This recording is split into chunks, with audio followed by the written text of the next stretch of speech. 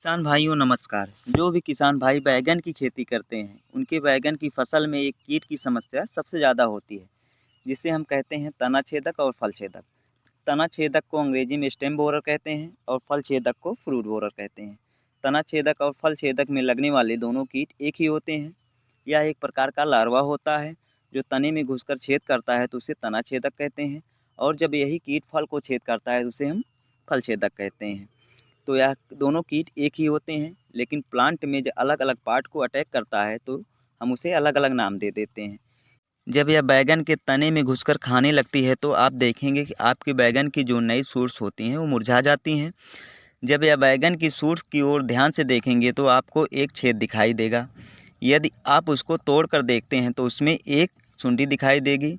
यह एक लार्वा होती है जो बैंगन की नई शूट्स को और फल को खाकर नुकसान पहुँचाती है। जब इस लार्वा का अटैक बहुत ज़्यादा हो जाता है तो यह बैंगन की फसल में बहुत अधिक नुकसान पहुंचाता है।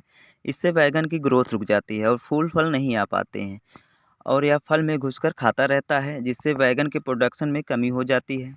इससे हमें आर्थिक रूप से नुकसान उठाना पड़ता है। तो आज इस वीडियो में हम जानेंगे कि हम कौन कौन सी गलतियां करते हैं और किन कारणों से हमारा बैंगन ठीक नहीं निकल पाता है। तो आप इस वीडियो को पूरा देखेंगे तो आपको पता चलेगा कि आप कौन सी गलतियां करते हैं और बैंगन की फसल में इन कीटों का नियंत्रण कर पाएंगे और बैंगन की फसल से लाभ उठा पाएंगे। तो सबसे पहले हम बात करते हैं जो एक कीट होता है, इनके लाइफ सर्कल के बारे में हमें जानना बहुत ज़्यादा ज़रूरी है। तो इस कीट का जो एडल्ट होता है वो हमारी फसल में डायरेक्ट नुकसान नहीं पहुंचाता है, लेकिन इनडायरेक्टली बहुत ज़्यादा नुकसान पहुंचाता है, क्योंकि यह एक एडल्ट बैगन के पत्तों पर 200 से 250 अंडे देता है। उन अंडों से हैचिंग होने के बाद अंडों से एक लार्वा निकलता है, और लार्वा निकलने के बाद वह तनों में को डैमेज करता है या फिर फल को डैमेज करता है। यही लार्वा हमारे फसल में नुकसान पहुंचाता है, और यही लार्वा बैंगन की शूट्स और फल को खाता रहता है और नुकसान पहुंचाता रहता है। फिर बाद में फसल या फल से निकलकर ज़मीन में चला जाता है। फिर कुछ दिनों बाद यह पूपा में बदल जाता है और पूपा से एडल्ट में कन्वर्ट हो जाता है। फिर यह एडल्ट पत्तों पे अंडे देता है और फिर से पूरी प्रक्रिया चालू रहती है।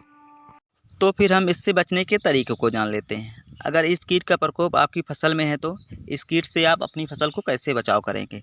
देखिए किसान भाइयों, सबसे पहले आपको अपनी फसल को देखना पड़ेगा। शुरुआती अवस्था में अगर अच्छे केमिकल का स्प्रे करेंगे, वो भी 5 से 6 दिनों के अंतराल पर 1 या 2 स्प्रे करेंगे तो यह आसानी से कंट्रोल हो जाएगा। लेकिन जैसे जैसे देरी करेंगे तो आपका 1 या 2 स्प्रे से काम नहीं होने वाला है। जब इस कीट का अटैक अधिक हो जाएगा तो आपको 3 से 4 बार स्प्रे करना पड़ेगा, तब जाके आपकी बैंगन की फसल में यह कंट्रोल हो जाएगा। और कुछ किसान भाई क्या करते हैं, मार्केट से अच्छे केमिकल लाकर एक स्प्रे करते हैं और फिर इंतज़ार करते रहते हैं कि हमारे बैंगन की फसल में कीट का प्रकोप रुका कि नहीं रुका। तो ऐसा नहीं है। इसे कंट्रोल करने के लिए आपको इसके लाइफ सर्कल को तोड़ना पड़ेगा।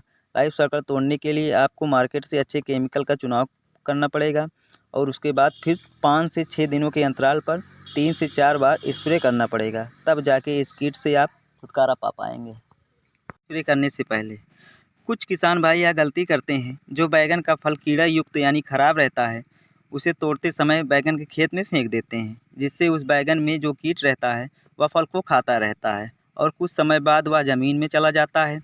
फिर वह पूपा बन जाता है, और कुछ दिनों बाद वह पूपा से एडल्ट में कन्वर्ट हो जाता है। इससे फिर से इसकी प्रक्रिया चालू रहती है। इसलिए किसान भाई आप यह गलती ना करें। जब स्प्रे करें तो सबसे पहले आप कीड़ा युक्त बैंगन को तोड़ लें, और प्लांट शूट जो मुरझाए हुए हैं उसको तोड़ लें। प्लांट शूट्स को जहाँ से कीड़ा छेद किया हो वहाँ से 1 इंच नीचे तोड़ लें या काट लें, और फल या शूट्स को एक जगह इकट्ठा कर लें। इकट्ठा करने के बाद ज़मीन में दबा दें। उसके बाद आप जिन दवाओं का स्प्रे करेंगे तो उसका रिजल्ट आपको अच्छा दिखाई देगा। इसको कंट्रोल करने के लिए हम जो केमिकल का स्प्रे करेंगे उनके नाम बता दे रहे हैं। पहले नंबर पर हम डेलीगेट कीटनाशक का स्प्रे करेंगे। इसके फार्मूले की बात की जाए तो इसमें स्पाइनोटोरम 11.60% एससी फॉर्म में आता है। इसका रिजल्ट बहुत ही अच्छा है। इसकी डोज की बात की जाए तो 1 ml प्रति लीटर पानी में मिलाकर स्प्रे करने से यह कीट आसानी से कंट्रोल हो जाता है। और दूसरे नंबर पर हम फेम को ले सकते हैं, जिसके फार्मूले की बात की जाए तो इसमें फ्लोबिंडियामाइड साल्ट होता है। यह भी काफ़ी अच्छा केमिकल होता है। इसकी डोज की बात की जाए तो यह भी 1 ml प्रति लीटर पानी में मिलाकर स्प्रे करने से इस कीट को आसानी से कंट्रोल कर सकते हो। और तीसरे नंबर पर आप कोराजेन को ले सकते हैं।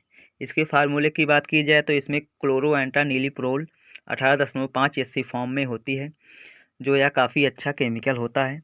इसकी डोज की बात की जाए तो ये 10 ml 16 से 18 लीटर पानी में मिलाकर स्प्रे करने से यह कीट आसानी से कंट्रोल हो जाता है। किसान भाई इनमें से कोई 2 केमिकल का चुनाव करके बारी बारी से स्प्रे करें। किसी एक केमिकल का स्प्रे ना करें। पहला स्प्रे एक केमिकल का करें तो दूसरा स्प्रे किसी और केमिकल का करें।